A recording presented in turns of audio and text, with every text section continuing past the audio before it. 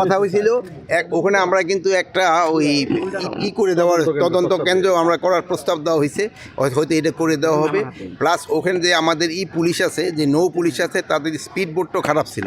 এখন আমি ওই সেদের কোস্টগার্ডকে বলে দেওয়া হয়েছে, কোস্টগার্ডের এই লঞ্চ থাকবে এবং ওইটার ভিতরে নৌ পুলিশ থেকে ওই জায়গাটায় অপারেশন করবে। আপনি যে জায়গাটার কথা বলছেন একটা সত্যি কথাই বলছেন, ওই জায়গায় একটা ঝামেলার জায়গা আছে, আমি আগে জানতাম না, সেদিন আমি মুন্সিগঞ্জ যাওয়ার পর আমি জানতে পারছি।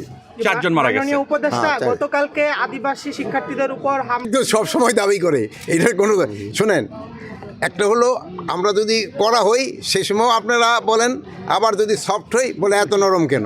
এখন দুনো দিক দিয়েই হলো। এখন আপনারা বলেন যে আমরা কোন পথে যাব।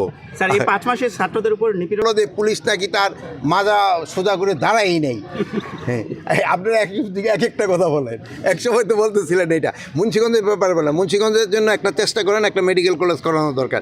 এখানে জরুরি ভিত্তিতে একটা আমাদের এখানে কোনো মেডিকেল নাই, আমাদের মেডিকেল কলেজ দরকার। এখানে রাস্তাঘাটের আরও উন্নতি হওয়া দরকার। যদিও 700 কোটি টাকা কিন্তু স্যাংশন করে দেওয়া হয়েছে এই এলাকার রাস্তাঘাটের জন্য। এই এলাকার এইগুলির জন্য আপনারা একটুখানি বলবেন, যেহেতু আমরা যদি ঢাকার পাশে, কিন্তু আমাদের কিন্তু অনেক সুযোগ সুবিধা কিন্তু এখানে অত নাই।